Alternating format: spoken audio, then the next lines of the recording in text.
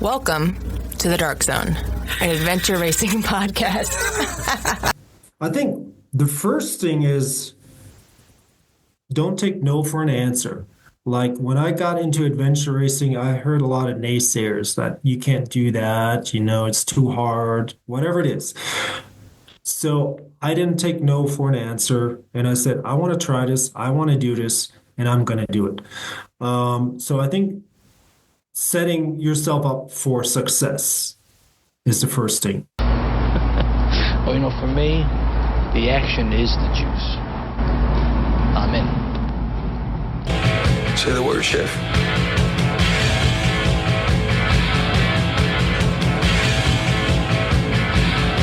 Let it rip.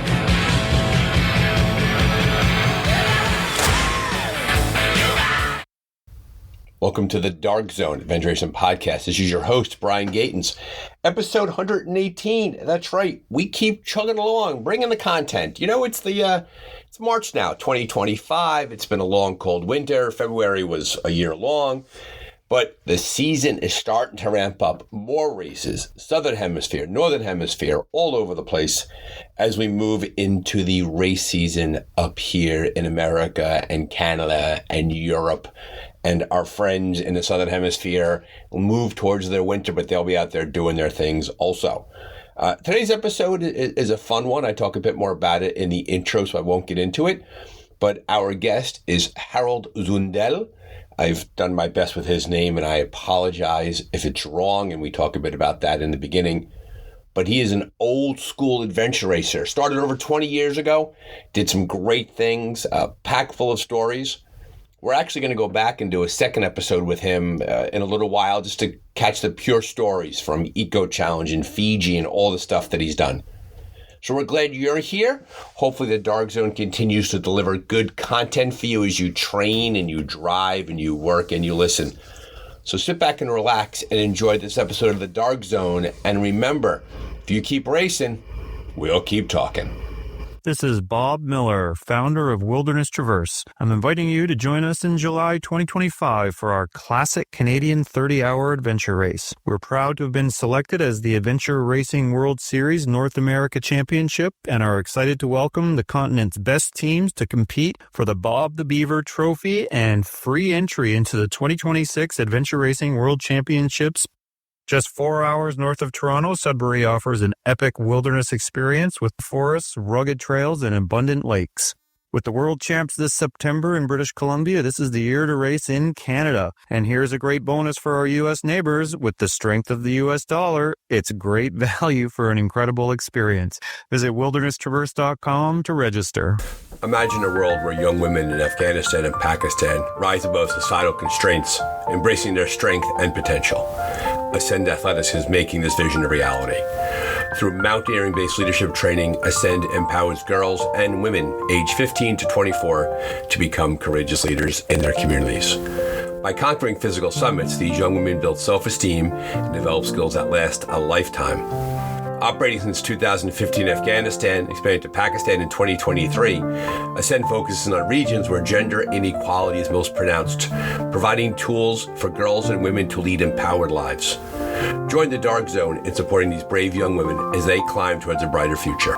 Visit ascendathletics.org to learn more about and contribute to this transformative mission. And remember, Ascend pays nothing for the spot. We love the work that they do, and the Dark Zone is happy to support it. Welcome to the Dark Zone, an adventure racing podcast. This is your host, Brian Gatens.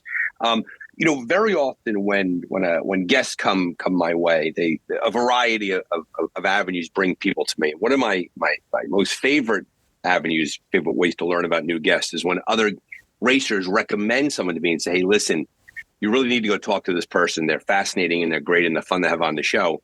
So thank you, Steve Fleisig. I know you're out there in the world probably adventuring somewhere.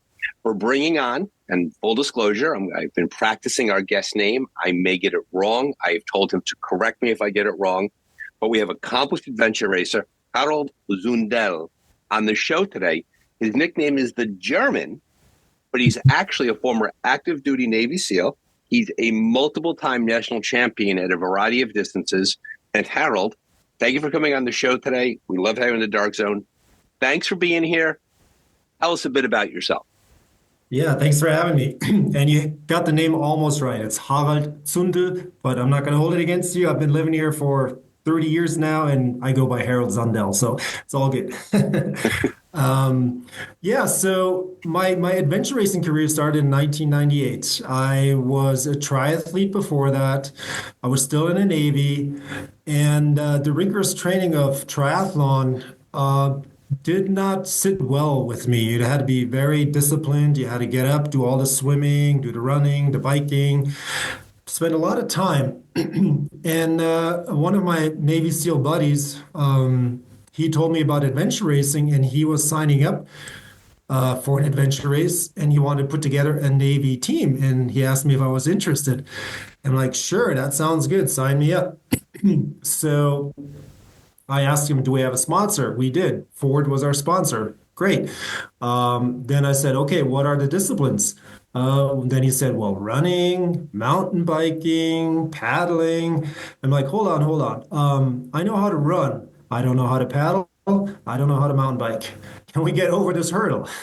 He said, sure, we'll teach you how to do that. No worries. And we'll get you up to speed. So you put a team together of 4 guys, 2 Navy SEALs, actually 3 Navy SEALs and 1 Navy diver. And we were Team Ford going to the World Peace Games in the United Arab Emirates. So that was another intriguing aspect of me being totally new to adventure racing. Wow, we can do this all over the world. And hey, my first race is going to be the Middle East. How awesome is that? So I was all in. I rented a mountain bike. I didn't even own a mountain bike, and started riding my mountain bike. I thought I was doing pretty well. Little did I know what was to ensue during the adventure race, how technical it got, and I had no idea how to handle that situation.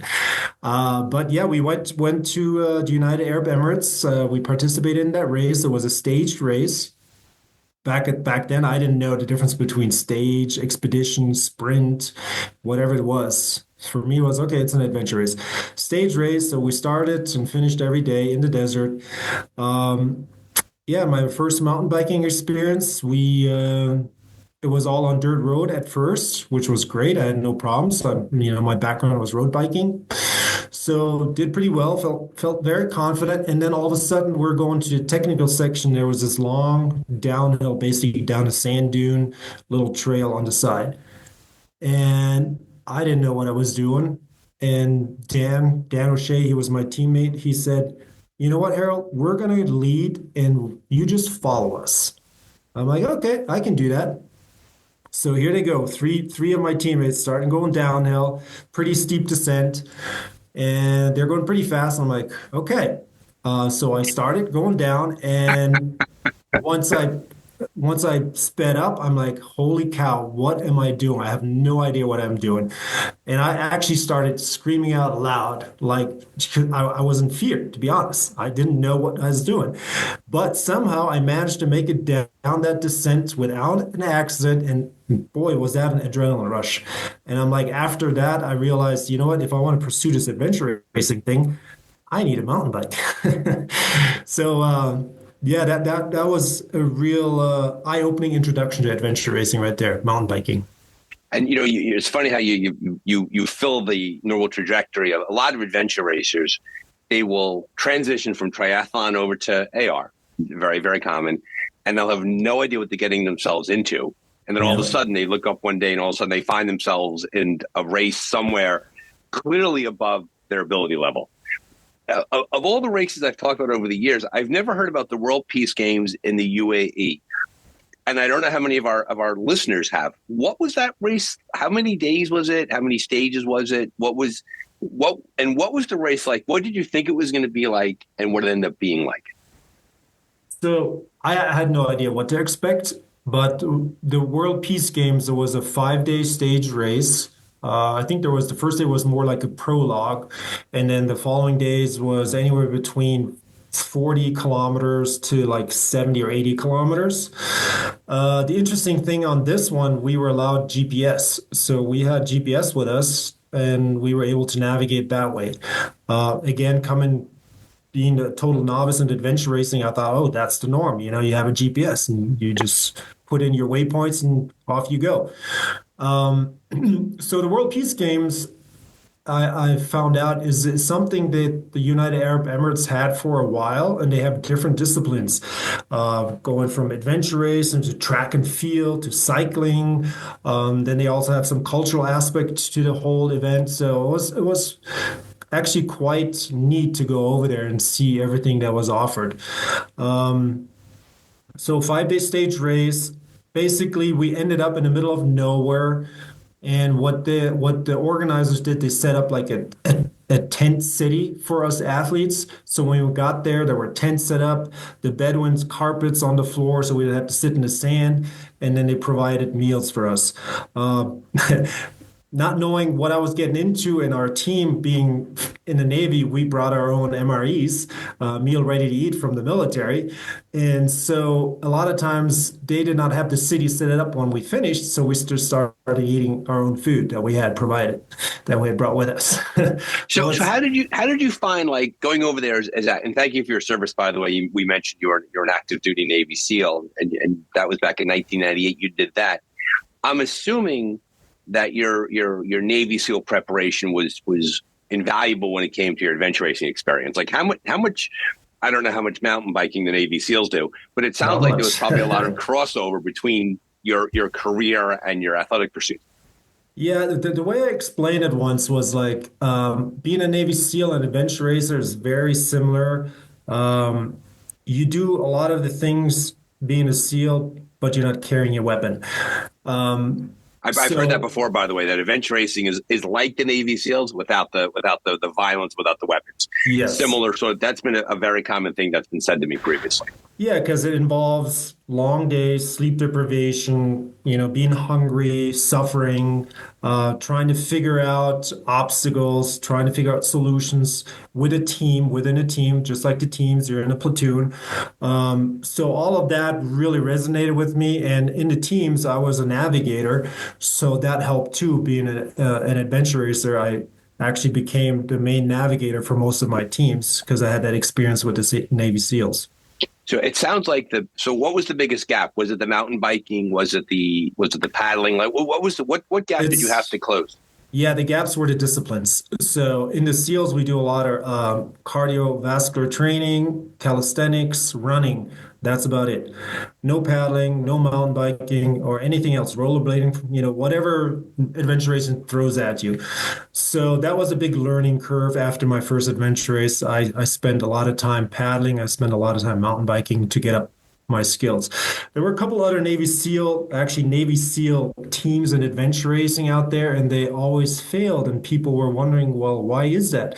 Well, the reason is they had a lot of the things that you needed as an adventure race, but they didn't have the disciplines. They didn't train for mountain biking. They didn't train for kayaking.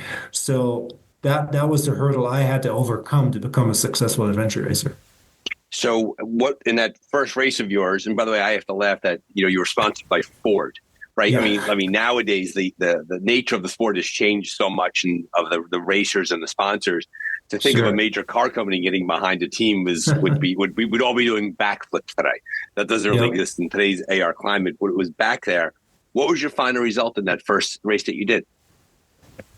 Well, we actually, over the course of 5 days, we were competing against this all-German triathlon team, and they were really strong. And at the end, we pulled away, and we actually won the whole event.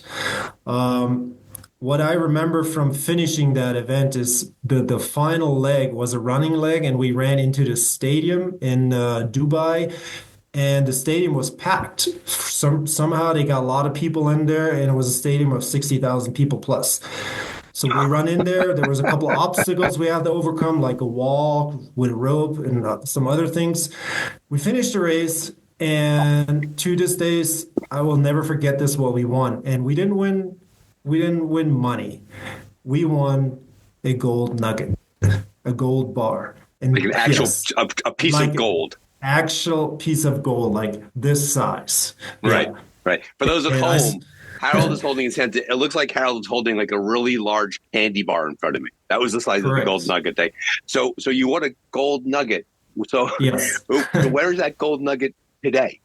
27 years later? We don't have it anymore. So one of our guys, he had some good connections in New York. So when we flew back in New York, we actually sold it so we can divide up and everybody got their winnings. Hindsight, if I could look back, would have been great if I bought the gold nugget and still have it in possession. Yeah, if you had that in your safe deposit box today, we'd be having this conversation on the moon. That would be great. You'd be very wealthy. You'd do okay. And so what an amazing launch into the sport, right? You do this 5-day stage race. You got this great experience. You race in a field of a competitive field, 60,000 people in the stadium, and you come home with a gold nugget. I'm assuming that most likely your second adventure race was not like your first adventure race. As you got into the sport, what was it like as you continued racing? Yeah, that race, what a way to enter adventure racing.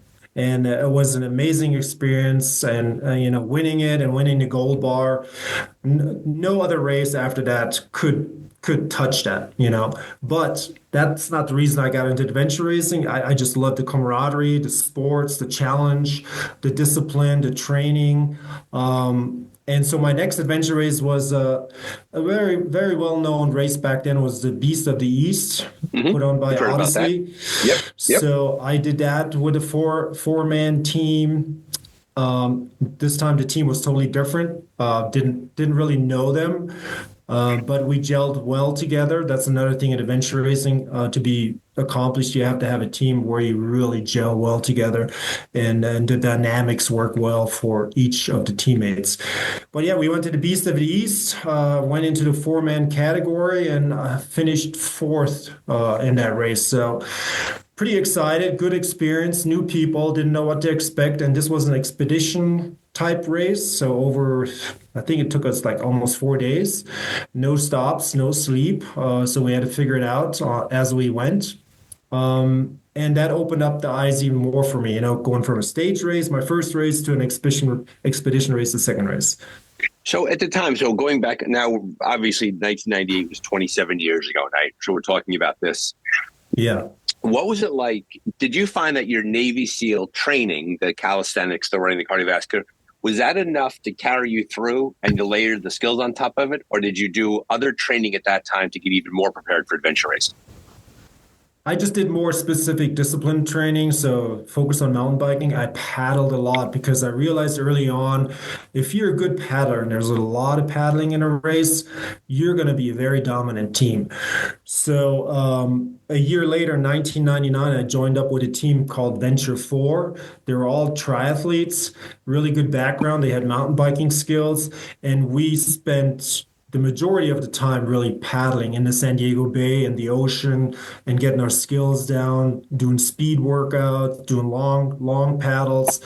And that made me become such a better paddler. And I was able to contribute to any team that I was with, and also learned how to steer the boat, how to do it without the keg in the back, and just steer with my own paddle. So that's just focus on the paddling alone, I think really made me a valuable asset for any team out there. Yeah, it's funny. I just released an episode. It came out today, and I don't know when this is coming out, but probably several weeks from now. And I spoke to a team in which they were putting on an adventure racing camp, and because of the logistics, they had no opportunity to practice paddling. The time of the year, access to boats. And I hear what you're saying, that very often it's probably the most underdeveloped discipline that exists there.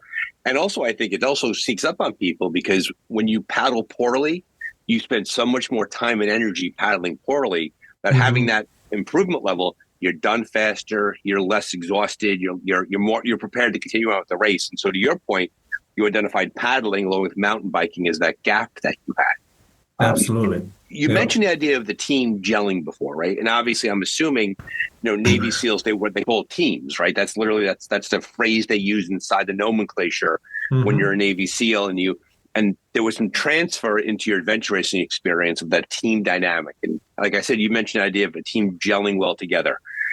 We always talk on the Dark Zone about how being a good teammate is essential. That the strongest team doesn't always win. Well, it's good to be strong. It's that interpersonal dynamic. What thought process, what attitude do you bring to adventure racing that you expect both of yourself and of your teammates? In the early stages, I didn't have a defined team, so I kind of jumped from team to team. What I made sure of when I did that, and I'd race with a team that I really didn't know the team members about, I asked a lot of questions. I asked where they're coming from, what their background is, and I also wanted to have training sessions before I commit to the team to see, hey, how is his personality? How is her personality? Do we work together? Do I feel comfortable? Do they feel comfortable with me?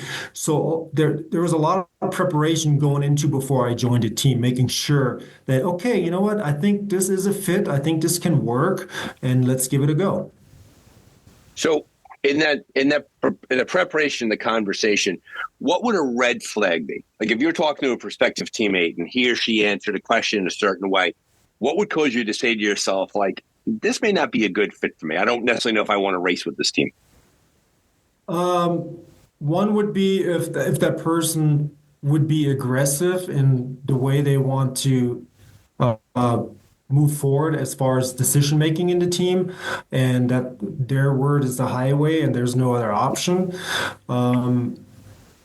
Another one would be, it could be also a physical ability where they're lacking the strength in various areas, whether it's kayaking, mountain biking, and then I could foretell, you know what, if I'm with that person, I will be doing more work, and at some point I'll probably get disgruntled because of that.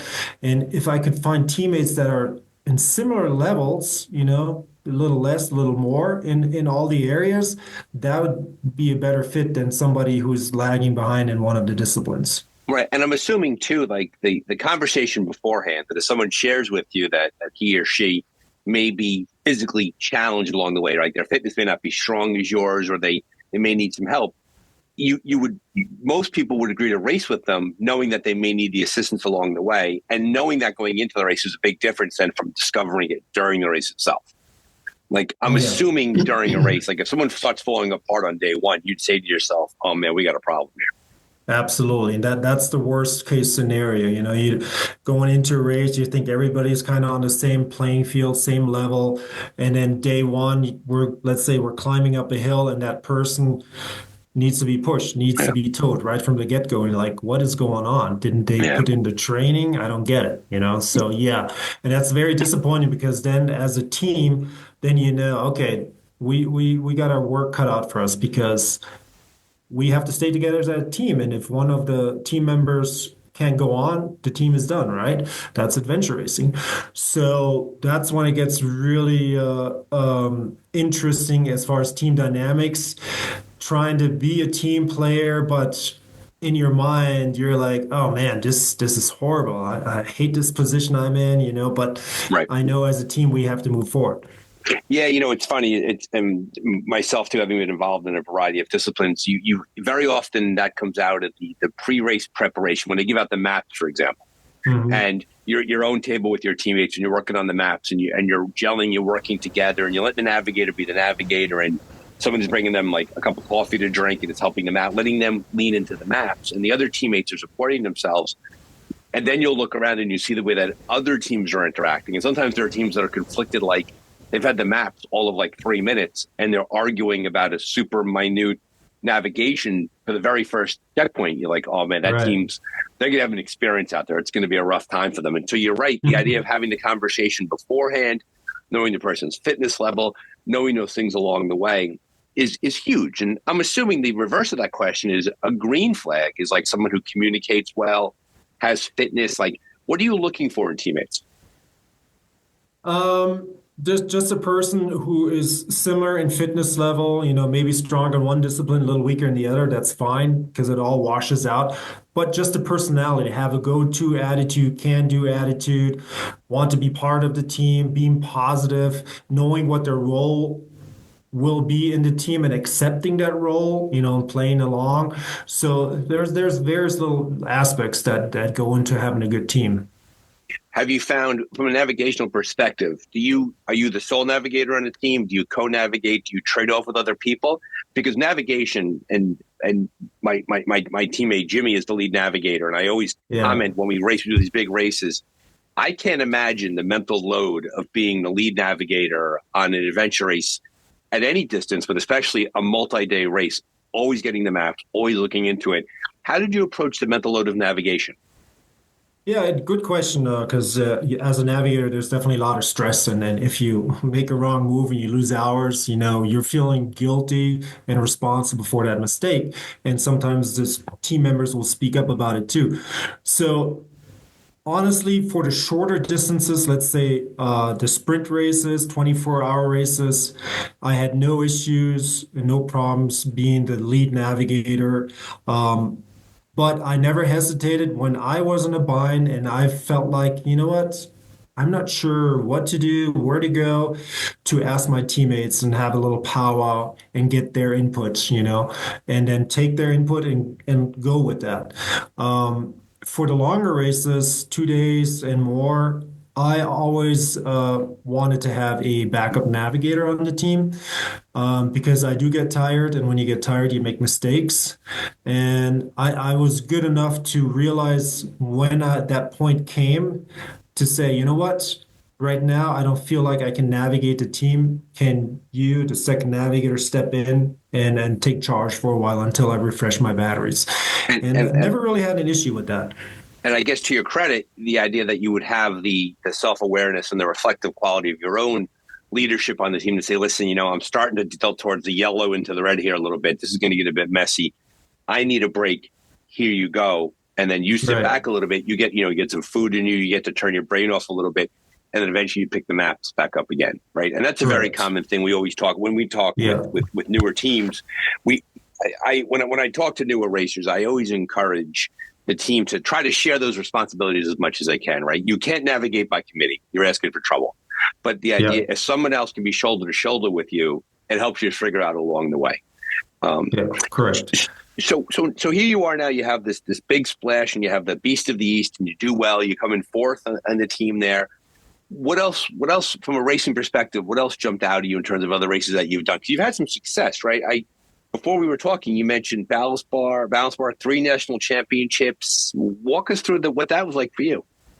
Yeah, so quite interesting. So that was year 2. I was racing and we did the Fog Dog 24-hour national championships in Southern California with my team, with the triathletes, which was an awesome team. We gelled really well together, had some successes. So we raced there, and then Team Balance Bar was racing too at that race, and they were doing well. And then all of a sudden they were out of the race. So we're like, oh, wow, interesting. We don't know what happened. So we proceeded racing, doing our thing. We won the national championships.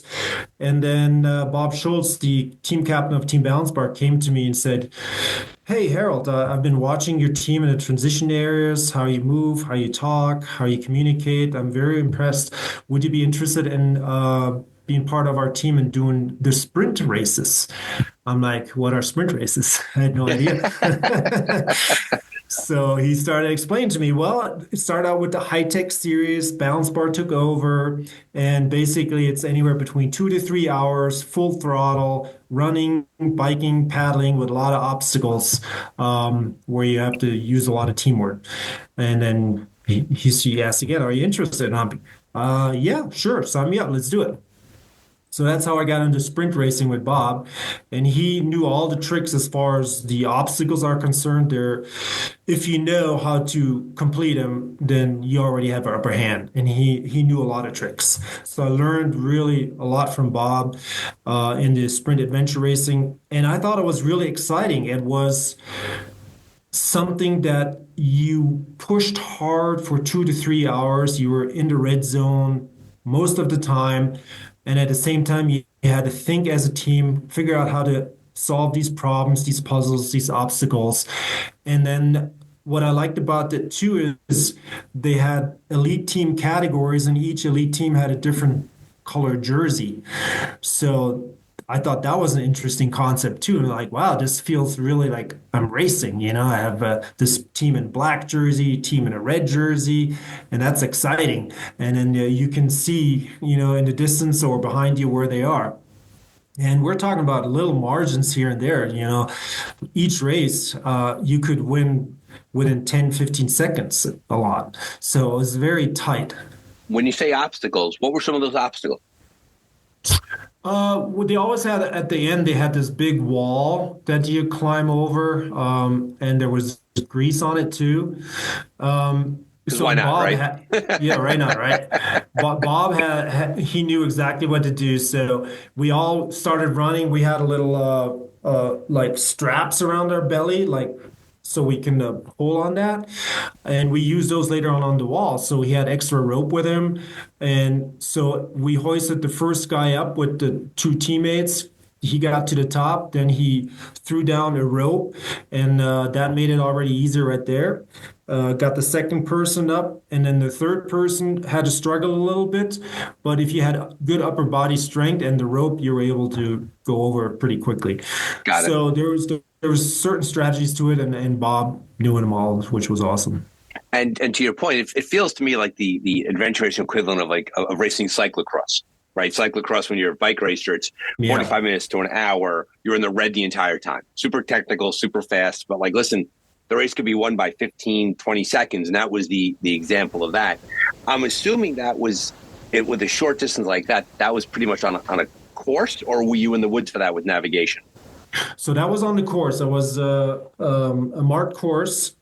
Except sometimes they had like an orienteering course in the middle of the race. So they handed you a map, and then you had to find points. And then once you found the points that were on your map, you could proceed to the marked course. Yeah, So yeah, good point. Up to that point, all the adventure racing that I did was you had to navigate. You didn't know the course, and you had to figure it out. So the Balance Bar Sprint Series was a marked course. You just put your head down, follow the markings, and that was it. And go as fast as you can for as long as you can. Hopefully you're at the top of it. Exactly. When did you transition from then into the longer adventure racing? Like, what was clearly you raced across distances, right? You had the multi-day, you had the stage racing, you had the balance bar, you had all of this. Well, first thing I'm curious, what was your favorite distance to race? I really like the challenge of the sprint race because you had to be so dialed in, and one little mistake could cost you to win, right? So I like that challenge a lot, and I had really great teammates that were awesome in these short distance races. But I still was intrigued in going into longer distance races based on how I started adventure racing with the stage racing and then Beast of the East, and I'm like, I want to explore that more. But I also knew I couldn't do it with the teammates that I had for the sprint or 24-hour distance. Right, because that's a huge leap, right? I mean, it's the skill set that makes you good at a sprint race is nothing like the skill set that makes you better at a 5-day race, right? So you had to change that. So how did you go about with teammates? Did you join another team? Did you meet people along the way? Like, what was your journey like through the sport? It was more like people coming to me, actually. Teams starting hearing about me. I made a name for myself in adventure racing, and then I'm getting calls. Like, for example, Eco Challenge 2001 in Borneo. Barry Siff was the team captain, and he called me out of the blue. He said, "Hey, I'm putting a team together for this race in Borneo. It's an expedition-linked race. It's Eco Challenge, and would you be interested? We're looking for a navigator." And I said, "Yes, absolutely. Sign me up." So what was that race like? Is that the legendary race? And in the world of adventure racing, Borneo has people speak of it with awe when they talk about it. What was your team name? Who were your teammates, and what was it like? Yeah, our team name was Team Friction Free. It was like a sock company back in the days. And when Barry called me, we met a couple times with all the teammates just to make sure we gel. And they were all really great people, positive attitude. Going into it, I know some of the physical abilities were a little bit different for everybody, which I was fine with because, hey, I'm going to the Eco Challenge. I'm going to deal with it, right? That chance comes once in a lifetime. Yeah, at that point, you just say to yourself, we'll just figure it out when we get there, right? You're not going to give up the experience. Oh, you're not as fit as I think you are. You're going to go and you'll figure it out. Absolutely. And the reason I moved forward is really the personalities. Everybody was really nice. We gelled and had a good time. So I'm like, I'm in. Let's do it. man, I had no idea really what I was getting into. I did, expedition races before, but nothing to that scale. I mean, we're at the start line on the beach, hundreds of these indigenous boats with sails, and at the start we go. It was amazing, just adrenaline going through me. I'm like, man, this is exciting. Looking left and right, seeing all these boats, and then seeing boats sinking right from the start. I'm like, holy cow, what is going on? So that starts, and then the first paddle section was a humongous ocean crossing. We were in the boat for over a day. It's like, wow, this is definitely an expedition. And, that was right into it. And this is 2001, right? And so technology, social media, tracking, like a far different experience than the races of today. And you had a full day on the ocean, a full day on those boats. Yep, exactly. So how did your race go? It went really well. We had a good race.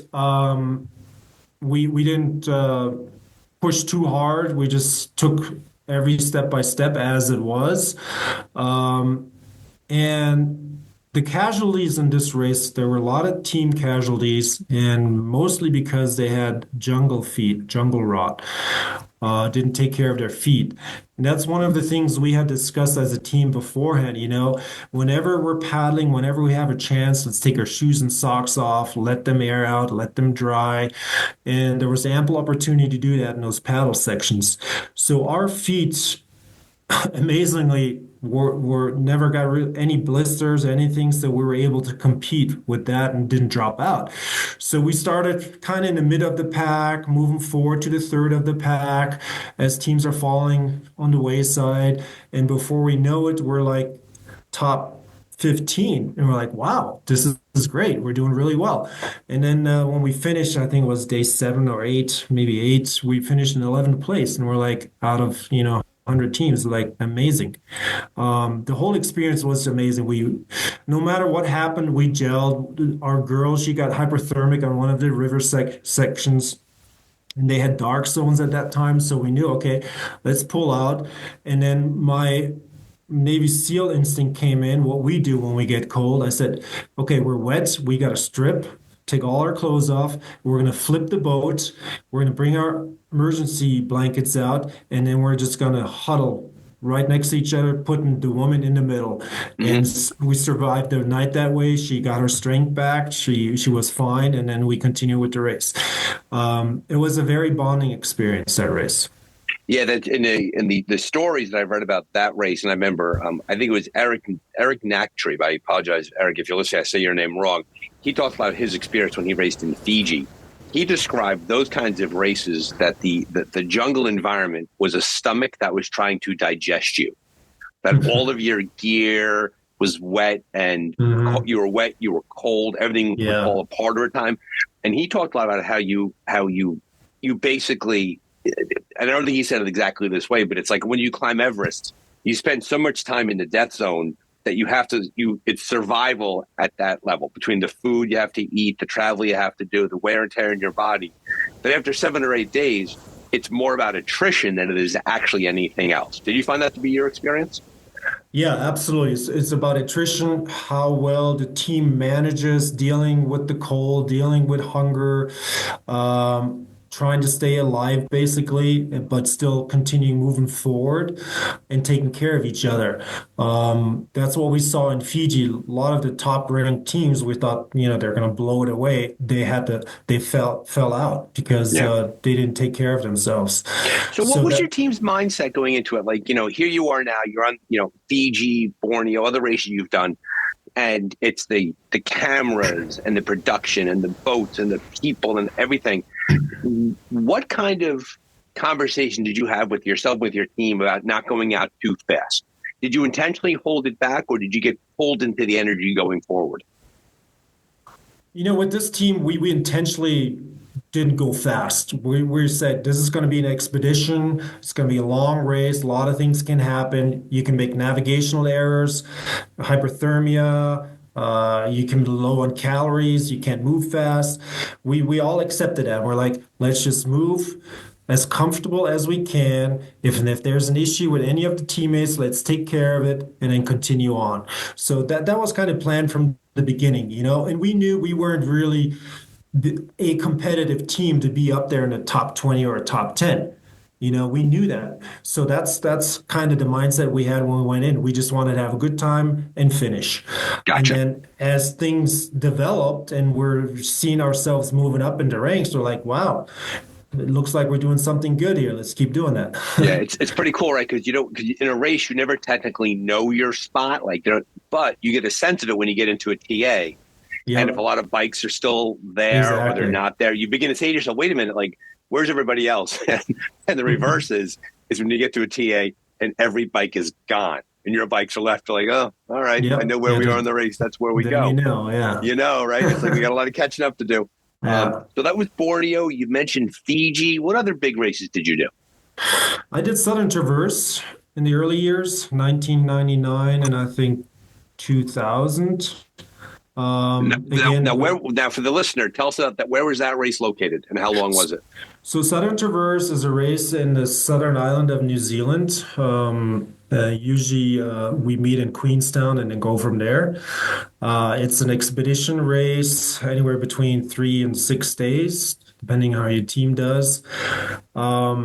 And just very phenomenal, exciting scenery. They have the Alps, the Southern Alps there. So it's a mountain range they call the Southern Alps. Very beautiful. And I had the opportunity to go there in 1999 with my teammate Dan O'Shea, who raced with me before in the United Arab Emirates. And we teamed up with a Kiwi over there. We didn't know him at all. But he was a great guy. And one thing I learned from that Kiwi guy is he didn't have a bladder. He didn't have water bottles. I'm like, what the heck's going on? He just had a cup, right? And every time there was a stream, he just took the cup and he drank. And that was mind-blowing to me. Right. No treatment, no tablets. Treatment, nothing. Yeah. And I'm like, wow. That is amazing. And it worked out well for him. He was fine. He worked out sick. Well. Yeah, he didn't get sick. No, all right. We had a good race up to one point. I think we're at day 2.5. We were climbing this hillside, and it was kind of like Lord of the Ring scenery. It was really amazing, and that's what the time frame when they were filming it. So we're talking about it a lot. But we were climbing up and there was a team ahead of us. And all of a sudden we hear the yells, rock, rock. And it was like a 32-inch TV-sized boulder coming towards our team, right in our path. I just barely moved my head and it bounced on my hand. And then Dan, who was behind me, it hit him smack in the shoulder. And I as I looking back, I could see him flying backwards. That's how powerful that boulder was. Luckily, it didn't hit us on the head, but it was a shoulder injury that he couldn't recover from, and so we had to drop the race. So sometimes in a race, things just happen, right? There's it's a dangerous sport. There's dangerous situations, right? There's safety protocols in place, but you really can't control for just nature being nature, right? And rocks slide and rocks fall. Absolutely not. So yeah, we had to pull the plug, and that's why I went back to next year with another team because I wanted to at least finish our race to get a shot at that. So obviously, when you take your Navy SEAL training and you take your adventure race experience and across the different disciplines, you gather a lot of personal experience. And so, share with us during a race, what is your food strategy like? Are you a real food guy? Are you a gel guy? Like, what do you do for nutrition during a race? It depends. Let's go back to Borneo. I knew we were going to be in the jungle a lot, and food was scarce out there. And I had this powder, it was like just carbohydrates.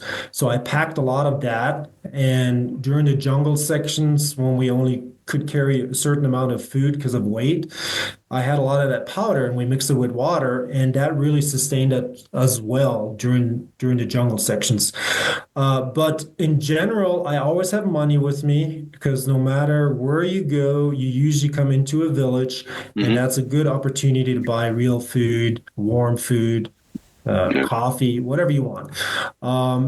But to be honest, adventure racing, it's good for junk food. There's a lot of Right. chips, a lot of junk food, some bars, but whatever goes down, whatever tastes good at that time, you'll eat, and you're not paying attention to what it is. Yeah, Um, yeah. That's been an experience I've seen with a lot of racers, myself included. When you're 2-3 days into a race, your metabolism is just firing. You could pour anything you want into your body. Your body's just going to right. roar right through it and process it. And then and to your point, we get to eat like kindergartners, right? The Yeah, cakes, the absolutely. cookies, the soda. If we ate like that outside of racing, we'd all be diabetic. During a Oh race my. itself, you're able to do that. And then to your point, you come across like the village. We were in Ecuador one time, and they had freshly made empanadas, and it was like the Oh, greatest thing nice. we've ever had in our entire life. It was the best. And Absolutely. so for you, so for food, it's basically you carry what you can, you eat what you find along the way, and you just recognize the fact that that's just the reality of the race. Right. And then, a lot of times in transition areas, you have your bin and you have stashed food in there too. So you go at it there too, whatever you put in there. Usually I had salami, chips, pretzels, all the junk food that went in well. Actually, sometimes I had these freeze-dried foods, camping foods. And if I had enough time, I would get the water heated up and Yep. eat that too. So it all Yep. depends on the race, what's going on. Like I did this race in Brazil, the Alpha Authentic. Gerard Fuzil was the race director who did the Raid Gauloise.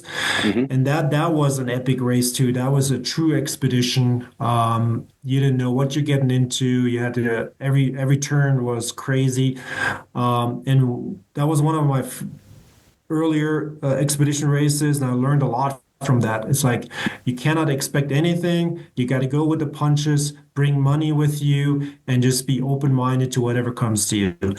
I learned that So, early on. and so in those early races, and in many ways, because your career spans almost 3 decades now, you're a link to the original versions of the sport, and as you raced along the way, those early races, was that back in the day in which, like, if you missed a checkpoint, your race was over? Checkpoints were days apart from each other. Like, what was your memory of those early races like from a distance perspective compared to what it's like today? Yeah, so like I can go to the Alpha Authentic in Brazil. The checkpoints were really far away. It could be a day and a half before you saw the next checkpoint. And yeah, cutoff times, if there were any, they were harsh. And if you didn't make it, you're out. Um, and so I did some lately. I did some other adventure races, and I'm like, wow, they're putting points on different checkpoints, so you can gain points, and there's a strategy involved. And then if you do drop out, then you possibly can still continue unranked, but you still can continue. And back in the days, that was not known of. That was totally different. So what's your take on that? As someone who's lived in both of those worlds, do you think that the sport has evolved in a direction that is hey, let's more people be involved? Does it gel with your memories of the early sport? What have we gained and what have we lost as a result of the change in that approach? I think with the newer system, what we've gained is that even if a teammate drops for whatever reason and you can continue on, that you can still experience the course, the full course. And I think that's actually a cool idea. Even though you're not ranked, but you're out there still doing it. Because back in the days when you were done, and then you look back and you spend thousands and thousands of dollars getting to the race, and you're not accomplishing the end goal, which is to finish the race. That is very, very hard to digest. So I think that the newer process at least gives you that opportunity to finish. You put all this money and time into it, and then hey, why not finish? Even if you're unranked, you still get the experience. Right, you go So I out thought, there because you're right. To your point, you take the time off from work, you invest the capital, the money, the travel, you get right. all the way there, and at least what you get is you get 4 to 5 days on the course. Obviously, the rankings are the rankings, and that's where it ends up. But to your point, Sure. in many ways, it's also made it easier for race directors to attract racers, right? Because there are people who are probably like, listen, I'm not going to go through it all, have a bad day one, and have my race be over. So you recognize you're getting the entire experience. Can you think Right. of a negative of that approach? Can you think of how it hurts the sport? Oh, good question. A negative. Not really off on top of my head. I can't. Yeah, No. no, I agree with you.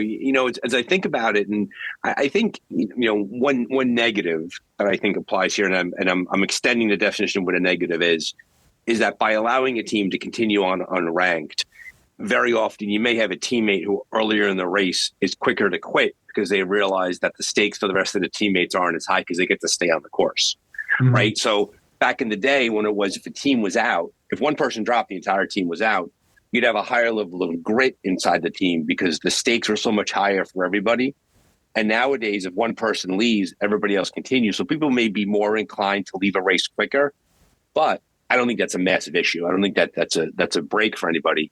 You just want to keep people in the race for as long as you can, right? And I think but to call that a negative is barely a negative. It's an impact effect more than anything else. I can see that perspective. Absolutely. I think with the sport, the way it has evolved, back in the late 90s up to mid 2000s, there was a lot of sponsorship opportunity because the media was heavily involved. I mean, we were in Triathlete Magazine, we were in Outdoor Magazine, we were on Outdoor Life Network, USA Network, you name it. And that helped to bring the sponsorship and reduce the cost of the teams if you're able to sell yourself.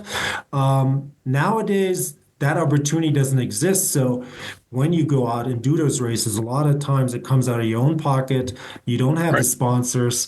And so given that opportunity to still finish even when a teammate drops out, I think is great because then at least you're getting something out of it still with all the expenses and the time commitments. Yeah, you're right. Definitely the sponsorship landscape of adventure racing has changed over the years. There's other, obviously, it's a much bigger, broader field nowadays with the obstacle course racing, with the Tough Mudders, with the runs, with the running scene. And it's a tough thing, too. I've been involved in the organizational side of some races, expedition level races. Like I've helped out with Rootstock Racing's Endless Mountains. And from a sponsorship perspective, it's interesting talking to a potential financial supporter because you say, listen, we're doing a race.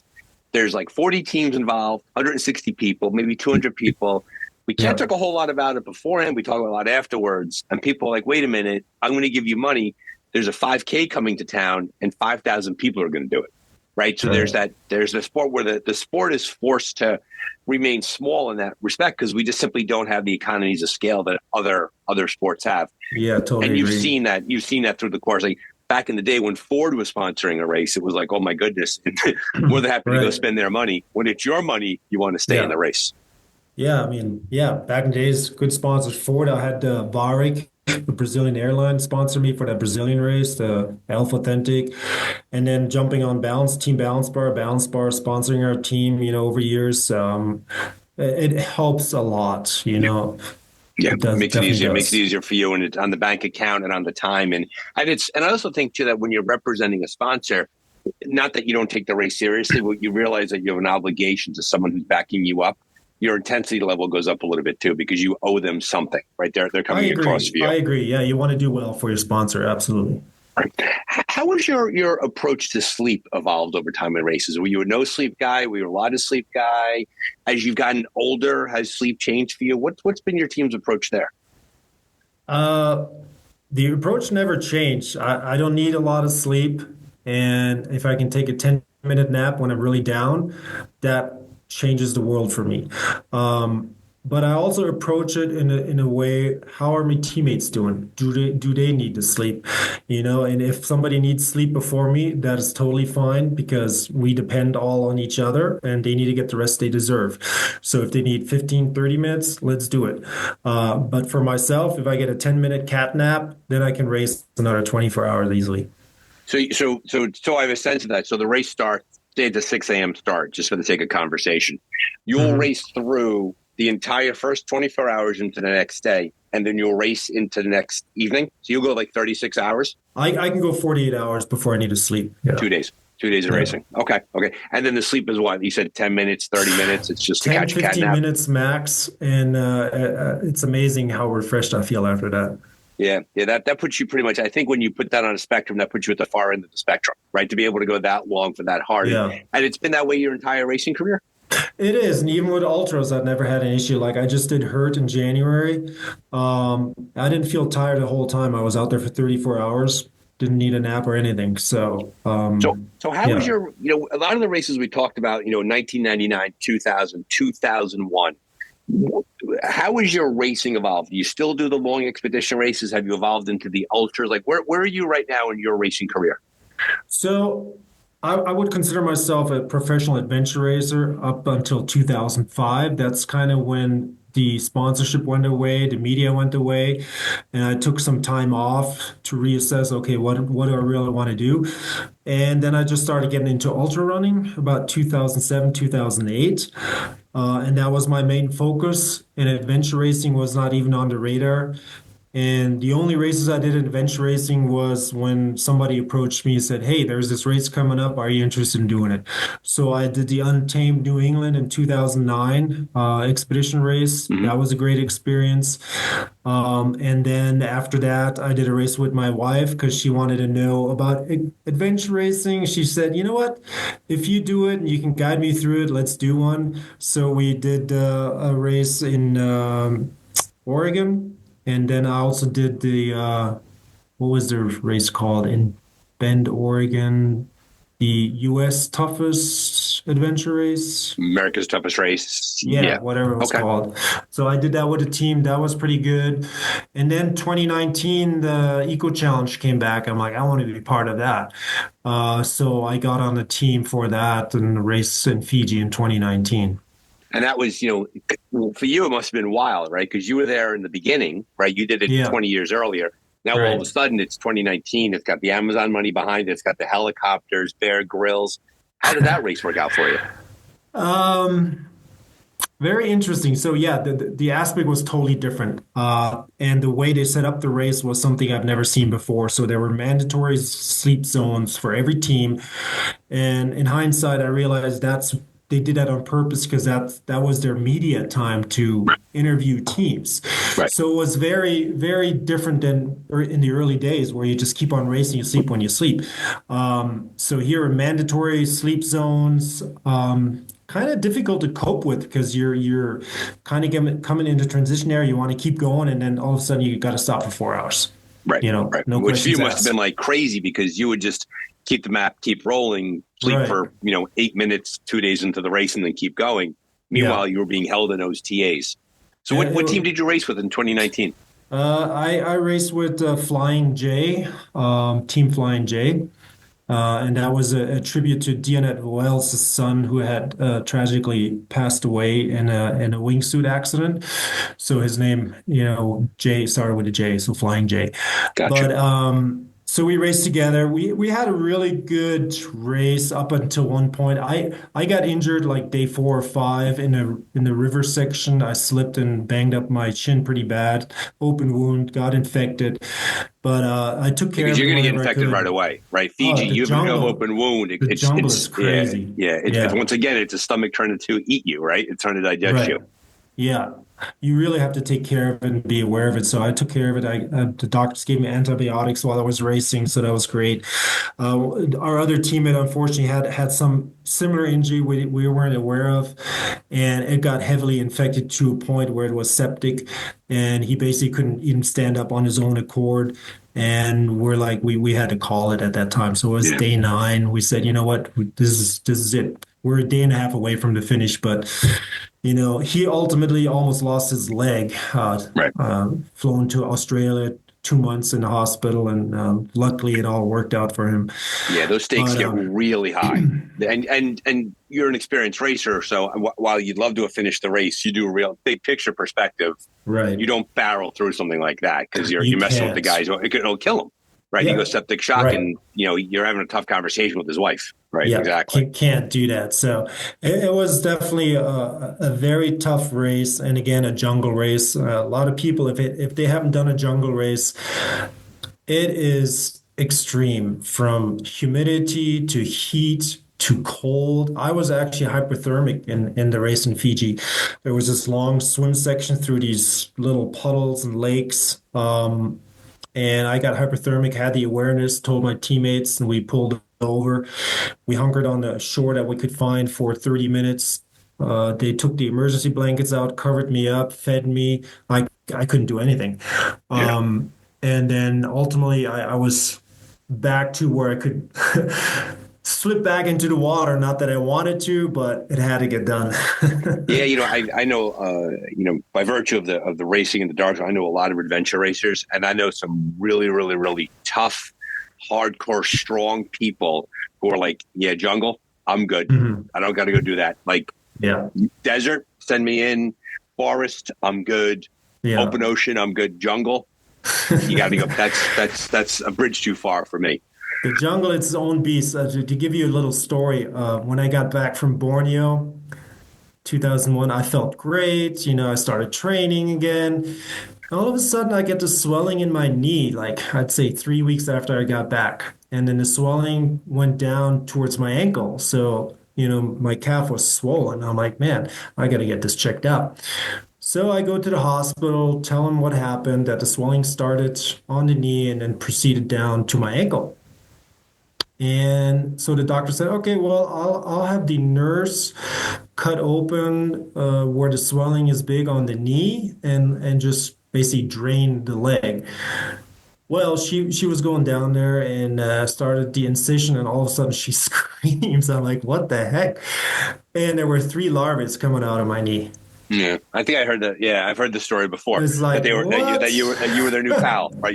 And I've heard that from multiple racers that they'll be home, Yeah. and like a few weeks later, holy cow! So here's this nurse working in a hospital, not expecting that jungle Not larva expecting come it into her at shift. all. Some parasite made a home in my leg. It was crazy. Right.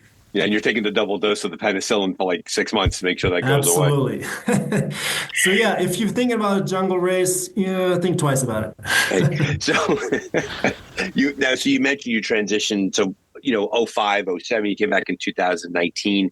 You mentioned the ultra endurance running. You mentioned the Hurt, which is a 100-mile race. Am I correct? Yes, it's a 100-mile race in Hawaii on the island of Oahu. Okay.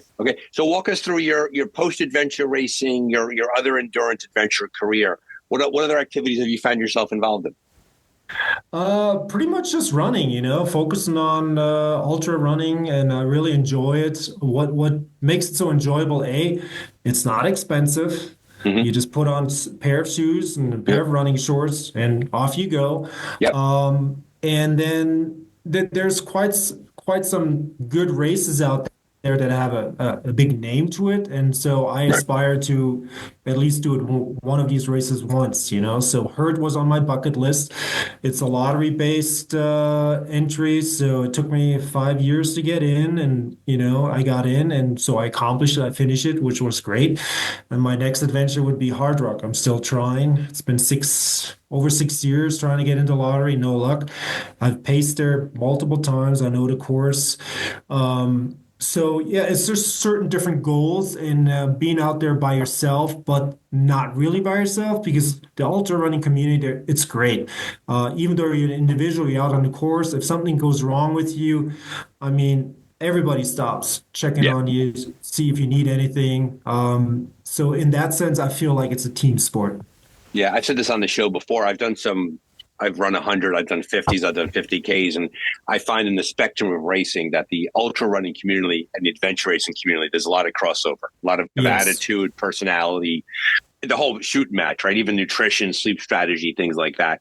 Absolutely. Have you taken a swing at any of the big boys? Like, would you do Badwater if that came on your schedule? Would you do like the Keys 100? Like, what has been a race that is there waiting out there? You mentioned obviously the other races you want to do, but what's a goal race you've either done or one that you want to shoot towards? Well, Hard Rock is number 1 on my list right now. Badwater, I am not interested in all, and that's just because it's road running. And I'm a purist in that sense. I love the trails, and the harder the race, the better for me. So I went to Barclays 3 times, did a fun run once. So those kind of races are what intrigue me, where there's still an unscalable obstacle in your eyes, but just get a chance and get to go out there and do it. That's what I'm looking for. So it's interesting how you having moved on from adventure racing and moved into this. It's interesting you find yourself in like an adventure racing environment, but the simplicity of the running is what appeals to you. Like you've got the best of both worlds there. Yeah, I agree. And ultras is on the rise, and you can find an ultra anywhere in the world, which I like too. I like to travel. So same with adventure racing. Travel was one big aspect of why I did it in the first place. So ultra running gives me that opportunity also. And I can run in Europe, I can run in Africa, New Zealand, wherever I want to. So yeah. And to your point, the for the race director, the challenge of putting a race on is really permitting courses, having I almost said transition areas, having different rest stops during the race, things like that, checkpoints to go in, and obviously you could do all of that. So you look back on your almost 3-decade history with all of this and your Navy SEAL training and all that you've done. What advice? What are the top 3 things, for example, you'd say to somebody who is aspiring through either adventure racing or ultra running? They're getting into the sport. What do you encourage them to focus on in the beginning so that they have a good long career? That's a good question. Top 3 things. I think the first thing is don't take no for an answer. Like when I got into adventure racing, I heard a lot of naysayers that you can't do that, it's too hard, whatever it is. So I didn't take no for an answer. And I said, I want to try this. I want to do this, and I'm going to do it. So I think setting yourself up for success is the first thing, having the motivation to do it. Don't listen to the naysayers. Just go out there and experience it. At least give it a try. And then you can still decide yay or nay. The second is having a love for what you're doing. I love doing adventure racing. No matter what the challenge was, I just love the environment. I love the team dynamics. I love the challenges. I loved being in different countries, and that has to come from within. Once you love something, you're going to be 100% on board. That was same with ultra running. I took a break, went into running, and I just loved being out there on the trails by myself, experiencing nature. So that transitioned to, okay, well, I still want to challenge myself, so why don't I combine both things that I love and do it? So that's how that happened. So having a love for something and then just pursuing it. And then the third thing, good question. The third thing would be getting the support of the people around you too. Is important. I mean, you can do all these things by yourself, sure. But I get a lot of satisfaction if I involve other people with it, with what I'm doing, whether they're crewing me, whether they're pacing me, whether they're giving me advice. I feel like it strengthens who I am, but I'm also pulling in other people into what I like doing. And then that could transition into them doing something different. Like I have this friend up in Big Bear, Matt. He didn't know anything about ultra running. And he saw me doing all these races. He's like, you know what? Tell me more about this. And then he did his first 100-miler, the Chimera 100 in Southern California, and asked me to pace him. And from that experience, now he went on to do all these other longer races. Now he loves doing 200. He did Cocodona 250, So inspiring other people is also an aspect of what makes me tick too. Well, there you have it, folks. Another episode of The Dark Zone. Thanks for being here, and thanks to Harald for coming on the show. He was a lot of fun. And like I said, we'll bring another episode with him down the road. Such good stuff. Hope your training and racing is going well, and thanks for being here. If you like what you hear, please head over to your platform of choice and like and click and subscribe. They like when we do that. It gets us more exposure, a few more listeners, and we continue to build the fun that is The Dark Zone. Be safe out there. And remember, if you keep racing, we'll keep talking.